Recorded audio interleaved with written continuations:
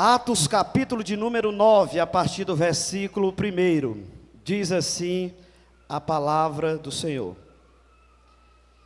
E Saulo, respirando ainda ameaças e morte contra os discípulos do Senhor, dirigiu-se ao sumo sacerdote e pediu-lhe cartas para Damasco, para a sinagoga, a fim de que, se encontrasse alguns desta seita ou deste caminho, dependendo da tradução, quer homens, quer mulheres, os conduzisse presos a Jerusalém.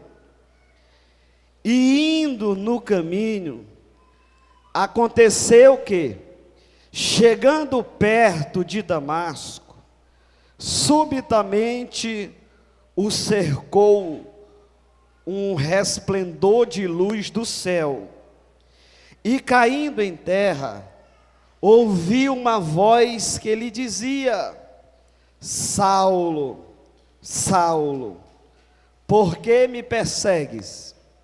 E ele disse: quem és, Senhor? E disse o Senhor: eu sou Jesus, a quem tu persegues. Duro é para ti recalcitrar contra os aguilhões. E ele, tremendo e atônito, disse: Senhor, que queres que eu faça? E disse-lhe o Senhor: levanta-te e entra na cidade, e lá te será dito o que te convém fazer. E os homens que iam com ele pararam espantados, ouvindo a voz, mas não vendo ninguém. E Saulo levantou-se da terra, e abrindo os olhos, não via ninguém. E guiando pela mão, o conduziram a Damasco.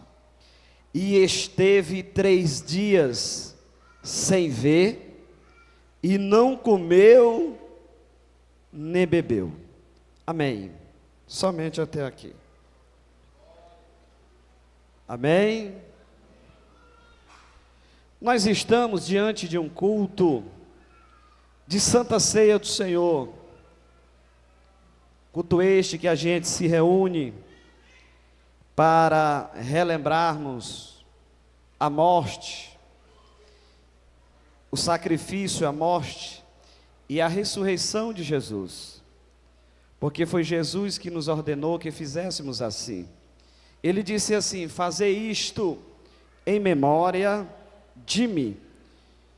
E se ele falou para nós fazermos isso, a gente faz todas as vezes que a gente se reúne em memória dele, porque foi o maior sacrifício feito por um homem, foi a maior demonstração de amor. A gente vê tanta demonstração de amor aí fora, nas redes sociais, e a gente acha bonito, mas a maior demonstração de amor mesmo foi a de Deus por nós. O maior sacrifício. Deus, ele deu o seu único filho. Ele não deu o seu filho porque ele tinha 10, porque ele tinha 15, 20, 30, 100. Ele deu o seu único filho, o único que ele tinha, para morrer, para que nós tivéssemos o direito de reconciliação, para que nós estivéssemos aqui hoje, para que nós tivéssemos os nossos pecados perdoados. Bendito seja o nome do Senhor. O texto que nós lemos nos conta o episódio envolvendo este homem que até então ele era perseguidor dos cristãos. Esse homem que se chamava Saulo. Saulo, ele não simpatizava muito com os cristãos. Paulo, ele não era aquela pessoa tranquila. Tem gente que não serve a Deus, mas ele não tem raiva, ele não tem ódio, ele não abomina o povo de Deus. Tem muita gente assim, até gosta, até admira, até acha bonito, até simpatiza. Tem muita gente assim. Paulo, além dele não servir a Deus, ele odiava os cristãos. Paulo, ele não gostava do povo de Deus. Afinal de contas, Saulo, ele não era liberto até então. E esse Saulo, ele se incomodava quando ele via um servo de Deus, um cristão, a tal ponto de um dia ele está presente no apedrejamento do primeiro mártir da igreja, do irmão Estevão. Paulo, ele estava presente. Paulo, ele consentiu. Paulo, ele viu tudo. Paulo, ele viu as pessoas apedrejando o servo de Deus, e ele não fez nada para impedir. Parece que aquilo satisfazia aquele homem que até então se chamava Saulo. Parece que aquilo era agradável aos olhos de Saulo. O texto em que nós lemos, a Bíblia diz que ele está ainda respirando ameaça, ódio pelos irmãos, pelo povo de Deus, pelos cristãos daquela época. E o texto diz que ele se dirigiu ao sumo sacerdote para pegar cartas, para pedir-lhe uma autorização, porque ele queria ir para Damasco, assim como ele foi. E a ideia de Saulo era que, se ele encontrasse alguns que servissem a Deus, alguns cristãos, a ideia de Saulo era prendê-los e levá-los presos para Jerusalém. Paulo vai até o sumo sacerdote. Saulo consegue essa autorização. Saulo consegue essas cartas, e ele sai com essas cartas nas mãos, em direção à cidade de Damasco, a cidade mais antiga do mundo. Paulo está indo com tudo arquitetado. Saulo, melhor dizendo, até então, está indo com tudo planejado. Na mente dele, ele dizia: o primeiro cristão que eu encontrar, eu vou prendê-lo. Se mais de um, prendê-los-ei. Se dois, da mesma forma. Se três, da mesma forma. E eu vou levar eles presos para Jerusalém. Isto na mente de Saulo. E a Bíblia diz que ele vai com esse documento nas mãos. E a Bíblia diz que ele chegando perto de Damasco, uma grande luz, um resplendor, o cercou, de uma tal forma que Saulo, ele caiu no chão. E quando ele cai no chão, ele já cai perguntando. Quando ele cai no chão, ele já cai questionando. E quando ele cai no chão, ele diz: quem és, Senhor? Quem és, Senhor? Aí Jesus olha para ele e diz assim: duro é para ti perseguir o meu povo, ou me perseguir, porque se perseguir o meu povo, está me perseguindo. Se perseguir a minha igreja, está me perseguindo. Saulo, escutando aquela voz, já cego, ele disse novamente, perguntando: o que queres que eu faça? O que é que o Senhor quer que eu faça? Jesus bondosamente disse para ele: levanta, levanta, e tu entra na cidade. Eu não vou te dizer o que é que tu tem que fazer aqui não. Eu só vou te dizer, depois que tu entrar na cidade, aí lá eu vou te dizer o que eu vou fazer. Bendito seja o nome do Senhor. E os companheiros que iam com Saulo, tomando ele pelas mãos, o levaram para onde Jesus disse para levar. Porém, o texto diz que ele esteve 3 dias sem ver, não comeu e nem bebeu. 3 dias sem ver, não comeu e não bebeu. Bendito seja o nome do nosso Senhor e Salvador Jesus Cristo. Até que Deus fala com Ananias, dizendo assim: Ananias, já está com 3 dias, eu vou te dar uma missão. Tu vai à rua chamada direita, lá na casa do irmão Judas. Lá tem um crente, e o nome dele é Saulo. Ananias, servo de Deus, disse: Senhor, aquele lá. Disse: é aquele mesmo. Aquele atribulado, disse: até então era atribulado. Senhor, aquele que era valente, disse: era aquele mesmo. Aquele que consentiu na morte de Estevão, disse: é ele mesmo. Senhor, não é perigoso não. Esse camarada aí é assim meio lá e meio cá. Aí ficou apontando os defeitos, as falhas, as limitações do irmão Saulo. Até que para ele parar, Jesus teve que falar assim para ele. Disse: olha, para ti, ele pode ser tudo isso aí, para ti. Agora para mim, porque o que importa não é o que eu sou para ti. O que importa é o que eu sou para ele. Bendito seja o nome do Senhor. Jesus disse assim: para ti, ele pode ser tudo isso aí. Agora para mim, ele é um vaso escolhido. Bendito seja o nome do Senhor. E tu vai lá com a seguinte missão.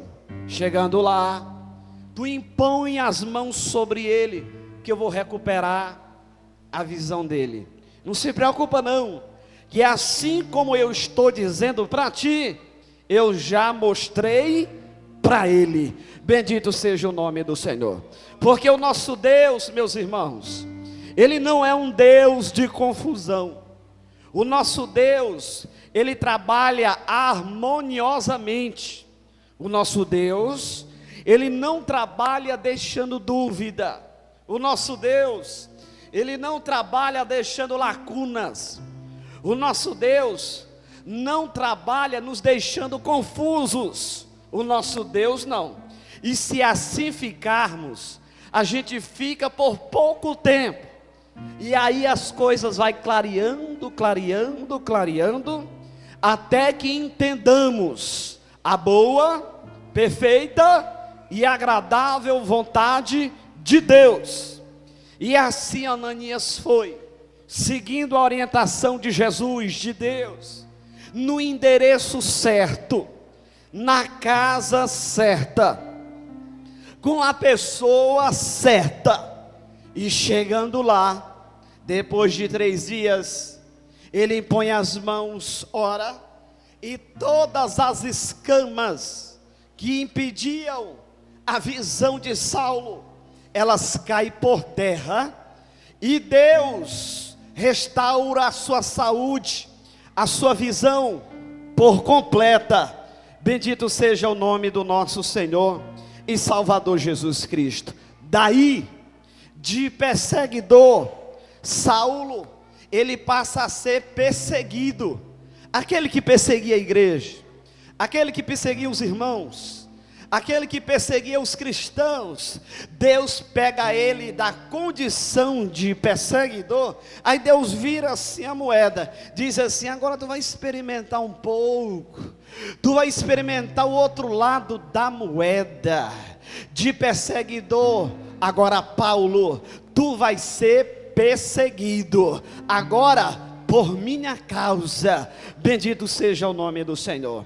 Paulo agora, ele sai pregando o evangelho, plantando igrejas, e passa a ser o maior pregador do cristianismo, depois de Jesus, é claro. O maior pregador do cristianismo, o maior plantador de igrejas que o cristianismo já teve. Bendito seja o nome do Senhor. E ele se tornou conhecido, e no final da vida, ele vai morrer em uma prisão, em uma masmorra, em uma cela fria, lá em Roma. E ele alegre, feliz, condenado e sentenciado, ele não murmurou, pelo contrário, ele dizia assim: para mim o viver é Cristo, e o morrer é lucro. Já pensou? Alguém dizer isso? O morrer para mim é lucro. Ele não via a morte como um fim de todas as coisas, ele passou a ver a morte como um passaporte para ir se encontrar com Deus. Aí ele encerra a sua missão, a sua carreira, dizendo assim: eu combati o bom combate, porque vida cristã não é uma passarela, é um ringue. Eu combati o bom combate, eu completei a carreira, e eu guardei a fé. Mas eu tenho certeza de uma coisa: a coroa da justiça me está preparada desde aquele dia. Louvado seja o nome do Senhor. A esperança daquele homem não estava somente nesta vida. Bendito seja o nome do Senhor. Se tornou conhecido demais da conta, o apóstolo mais respeitado de todo o cristianismo. Pastor, mas como isso se sucedeu na vida deste homem? Acontece tudo aqui no texto em que nós lemos esta noite. A Bíblia diz que ele sai em direção a Damasco, e na agenda de Deus tem um encontro entre Deus e Saulo. Só que Saulo não sabia. Na mente de Saulo, ele está indo para Damasco. Aí Deus lá nos céus estava dizendo: eu estou te esperando antes de tu chegar em Damasco. Aí Deus agenda um encontro com Saulo. E a primeira vez que Deus se encontra com Saulo, para ele ser esse apóstolo conhecido, reconhecido, renomado, bem-sucedido, Deus se encontra com ele. E a primeira vez que Deus se encontra com ele, Deus se encontra para fazer Saulo descer. A primeira vez que Deus se encontra com Saulo, Deus não se encontra com Saulo para fazer ele subir. Deus se encontra com Saulo para fazer ele descer. A Bíblia diz que, se aproximando de Damasco, uma grande luz, um resplendor o cerca, de uma tal maneira que ele cai em terra. Bendito seja o nome do Senhor Jesus Cristo. As pessoas, hoje em dia, é o mal dessa geração, querem subir a qualquer custo, querem subir de qualquer jeito. E Deus disse assim para Jeremias, capítulo 17, do seu livro, versículo 1. Deus disse assim para Jeremias: dispõe-te e desce à casa do olheiro, e lá eu te farei ouvir as minhas palavras. Louvado seja o nome do Senhor Jesus Cristo. Zaqueu, para ele ver Jesus, ele teve que subir, é verdade. Tem um hino que diz assim, como Zaqueu: eu quero subir o mais alto que eu puder, só para te ver, só para te ver. Porque se for para receber ele em casa, tem que descer. Subir você só vê. Quando Zaqueu subiu, ele subiu só para ver. Quando Jesus entra em Jericó, diz: tu já me viu? Ele disse: já. Agora, se tu quiser me receber na tua casa, tu terás que descer. Bendito seja o nome do Senhor. Desce depressa, porque hoje me convém pousar na tua casa. Louvado seja o nome do Senhor Jesus Cristo. Paulo, ele vai subir, só que ele só vai subir depois, porque o primeiro contato de Deus conosco não é para nos fazer subirmos, é para nos fazer descermos. Como Paulo se submeteu, ele diz assim lá na frente: eu conheci um homem, depois, que foi arrebatado até o terceiros céus. Quem era este homem? Era Paulo. Sabe por que Paulo foi arrebatado até o terceiros céus? Sabe por quê?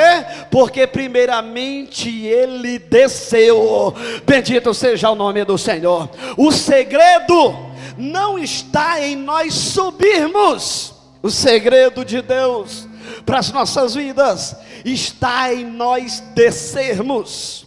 Um dia souberam que Jesus estava em uma casa, em uma reunião, em um culto, e apareceu um aleijado, o aleijado de Cafarnaum, que tinha 4 amigos, e a Bíblia diz que esses amigos o conduziram por cima do telhado, subiram com aquele aleijado, só que ele subiu deficiente, ele subiu aleijado, ele só ficou bom depois que ele desceu. Tem muita gente lá em cima, mas ainda está doente. Tem muita gente lá em cima, mas ainda está aleijado. Tem muita gente lá em cima, mas ainda está deficiente.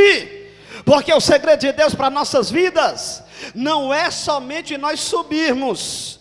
O milagre de Deus para mim e para você consiste em nós descermos. Louvado seja o nome do Senhor Jesus Cristo. E Deus, sabendo do que faria na vida de Saulo, ele disse: eu vou começar contigo, fazendo tu descer. Bendito seja o nome do Senhor Jesus. Saulo está no chão, Saulo está só o caco, porque o homem quando está em cima é o bambambam. O homem quando está em cima ele manda e desmanda. O homem quando está em cima, todo mundo lhe obedece, todo mundo lhe presta continência, todo mundo lhe reverencia quando ele está em cima. Agora quando ele está embaixo, aí eu quero ver. Agora quando ele está no chão, aí eu quero ver. Aí quando ele está na lama, aí eu quero ver. Saulo, ele se encontra nesta situação, cego, caído no chão, porque esta é a forma de Deus trabalhar nas nossas vidas. Louvado seja o nome do Senhor. Deus conhecia a personalidade de Saulo, Deus conhecia o orgulho de Saulo, Deus conhecia a soberba de Saulo, Deus conhecia a prepotência de Saulo, Deus conhecia a arrogância de Saulo. Aí Deus disse assim: eu pego tudo isso, faço um pacote e te jogo no chão. E assim Deus fez. Saulo está no chão. Sabe por quê? Porque o texto nos diz que ele saiu de Jerusalém para ir a Damasco em busca de cristãos, de irmãos. Para quê, pastor? Para prendê-los. Deus, ele queria libertar, e Saulo queria prender. Já imaginou? A vontade de Saulo totalmente diferente da vontade de Deus. Deus queria libertar aquele homem, mas no seu coração ele queria prender as pessoas. A ideia de Jesus não é te prender. A ideia de Jesus não é me prender. A ideia de Jesus não é nos amarrar. A ideia de Jesus não é nos segurar no sentido literal. A ideia de Jesus é aquela que está escrita em João 8:32, que diz: se Cristo vos libertar, verdadeiramente sereis livres. Bendito seja o nome do Senhor. Jesus queria libertar aquele homem que tinha no seu coração o desejo desenfreado de prender. Como é que Deus trabalha nas nossas vidas? E às vezes a gente não entende. É por isso que Deus ele caminha na contramão humana. Paulo está querendo prender e Deus disse: não, eu estou querendo soltar. Paulo está querendo matar Saulo. Jesus está dizendo: eu estou querendo dar vida, porque eu vim para que tenham vida e a tenham com abundância. Bendito seja o nome do Senhor Jesus Cristo. O Evangelho, ele é libertador. O Evangelho, todo mundo que chega para a família de Deus, ele é liberto. Todo mundo que chega para a família de Deus, ele se torna livre. Foi Jesus que disse: eu sou a porta. Se alguém entrar por mim, entrará e sairá. O que é isso? Liberdade. Entrará e sairá, e achará pastagem. Bendito seja o nome do Senhor. O Evangelho ele veio para nos libertar. O Evangelho ele veio para nos transformar. O Evangelho ele veio para fazer de nós uma nova criatura. Mas Saulo até então Saulo não sabia. Saulo até então queria prender, mas Jesus ele queria era libertar. E eu encerro dizendo: Saulo, ele sai de Jerusalém para Damasco. Jerusalém é a casa de Deus, com esse pensamento de prender os irmãos. E ele é derribado, e uma luz o cerca. Uma luz o cerca. Aí quando essa luz aparece, aí Saulo não enxerga nada. Você já imaginou como é que é as coisas de Deus? Porque a lógica é a luz chegar e nós enxergarmos. Não é assim? Essa é a lógica. Mas na vida de Saulo não foi assim não. Saulo está enxergando tudo sem a luz. Quando a luz chegou, Saulo não enxerga nada. Aí você diz: pastor, que negócio é esse? A luz de Deus fez Saulo ficar cego. A luz de Deus. Por quê, pastor? Porque Deus não queria que Paulo olhasse para fora.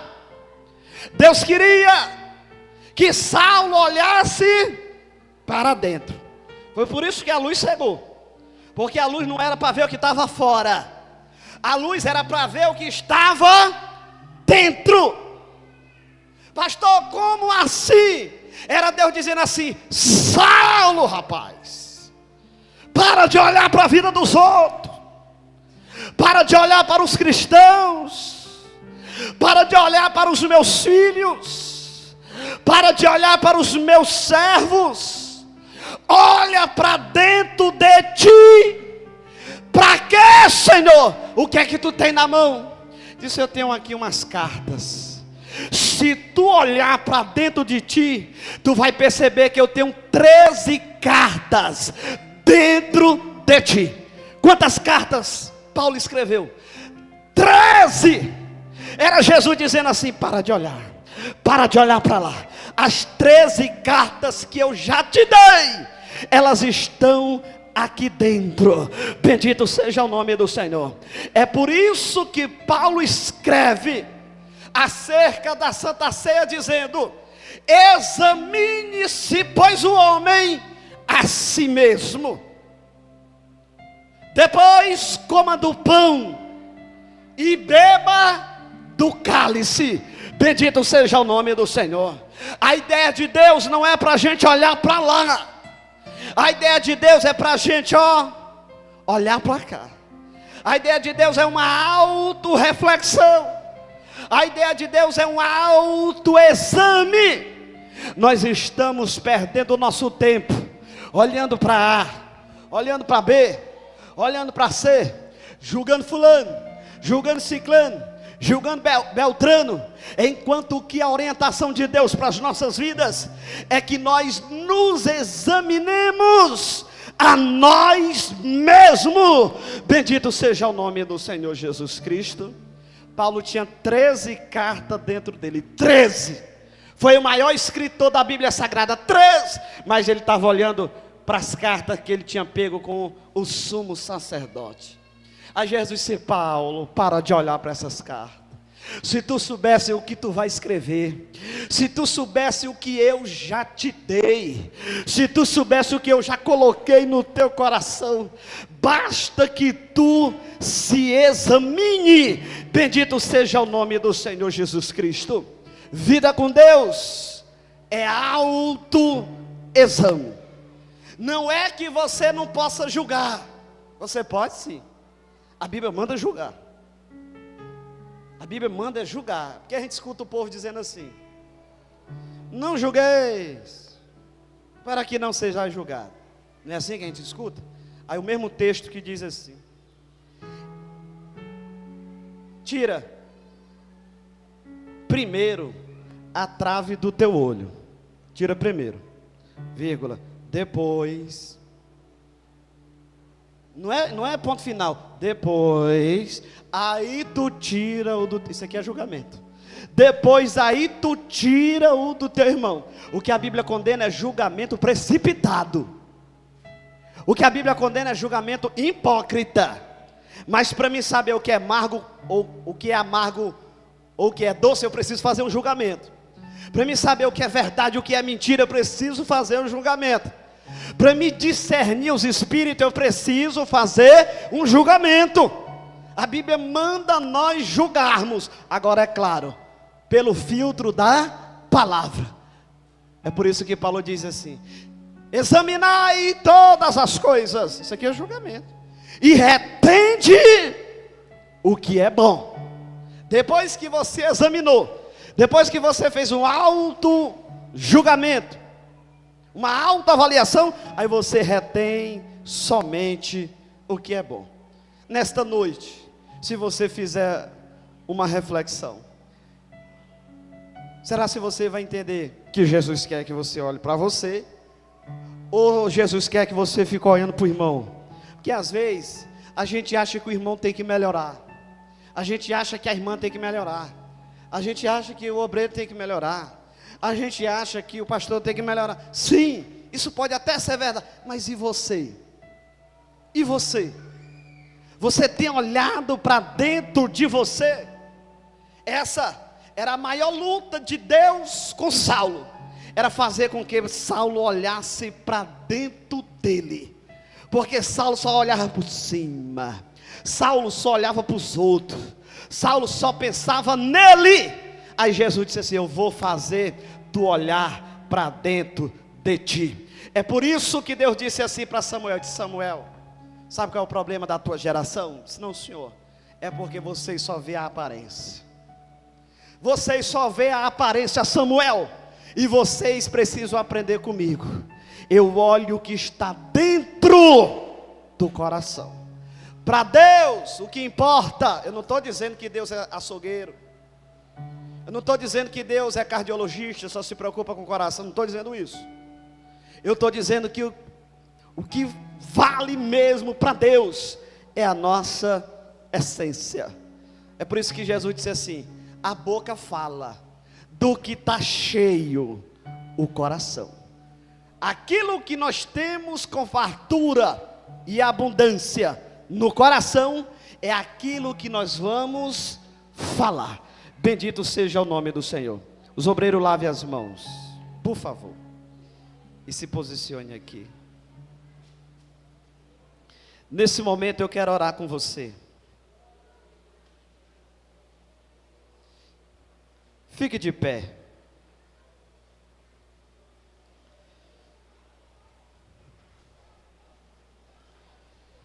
Eu quero orar contigo. Quem sabe chegou aqui nesta noite só pela misericórdia. Quem sabe chegou aqui esta noite assim com vários questionamentos consigo mesmo e sem nenhuma resposta.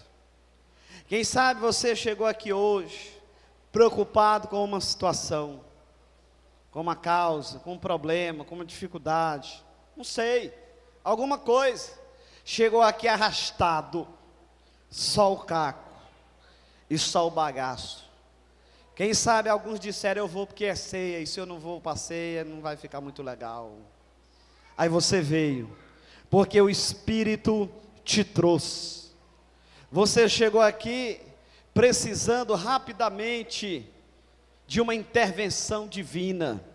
Você chegou aqui rapidamente precisando de uma ajuda de Deus, de um milagre da parte de Deus. Você chegou aqui gritando, você chegou aqui gemendo, você chegou aqui com o coração trincado, você chegou aqui angustiado, angustiada, dizendo assim: Jesus, só a tua graça para fazer eu chegar lá. Jesus, só a tua misericórdia. Jesus, só com a tua ajuda. Jesus, só com a tua bondade. Aleluia. E o Espírito de Deus, Ele te trouxe até aqui. E nesse momento, antes de nós orarmos, antes de nós cearmos, eu quero orar com você. Quero orar contigo nesta oportunidade. Às vezes você sente a necessidade de uma reconciliação e tem vergonha de vir na frente por causa das pessoas que pensam isso, pensam aquilo e tal, mas você tem aquele desejo, dizer: Senhor, eu preciso tanto do teu abraço de perdão, eu preciso tanto, Senhor, da tua ajuda, eu preciso tanto, Senhor, da tua misericórdia, eu preciso tanto, Senhor, do teu auxílio. É com você que eu quero orar nesta noite. Feche seus olhos e coloque a mão na altura do coração, para que nós possamos orar neste momento. Querido Deus e eterno Pai, nós te louvamos, Senhor, por essa oportunidade tão especial, nesta noite, na tua casa, por tudo que vimos e ouvimos. Senhor, tu conheces o teu filho, tu conheces a tua filha. Eu te peço, dá o teu abraço de perdão, renova, Senhor, as suas forças, dá graça, dá força, dá ânimo, em o nome de Jesus, porque o ano, Senhor, só está começando, nós ainda estamos no segundo mês do ano, Deus eterno, e nós precisamos desesperadamente do teu auxílio, da tua ajuda e da tua graça. Fortalece os teus filhos, traz de volta a alegria da salvação, o vigor do Espírito, a dinâmica, a ousadia, Senhor, em nome